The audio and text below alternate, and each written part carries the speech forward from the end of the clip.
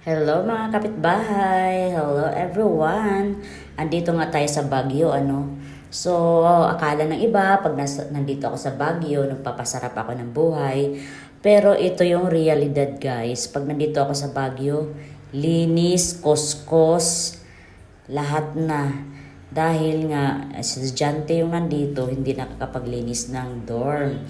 Kaya tuwing pupunta ako dito, yung talaga ginagawa ko, nag-aayos ng mga gamit, naglilinis, nagkukuskus ng sahig. Kaya magulo lagi yung dorm niya pag andito ako kasi kinukuskus ko yung mga gilid-gilid.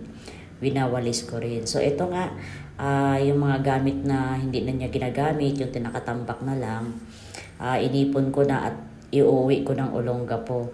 So ito nga, nakapag-breakfast na tayo. Actually hindi breakfast to, brunch na. At medyo tinanghali din kami ng gising.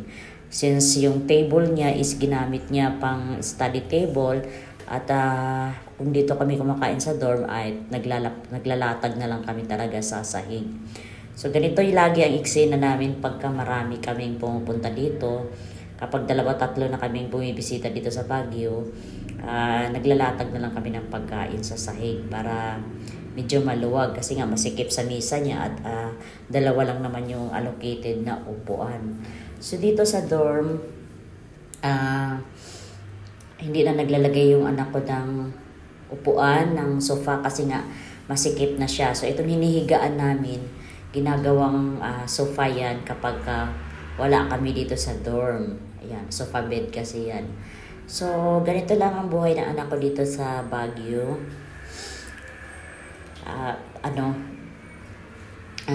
Dorm life niya. Hindi talaga nakakapaglinis, puro study kasi ginagawa.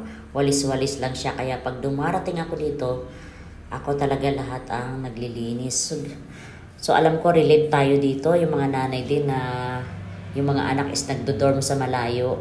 Alam ko relate kayo na pag pinupuntahan nyo yung mga anak nyo is kayo din ang naglilinis. Ayan, thank you for watching guys.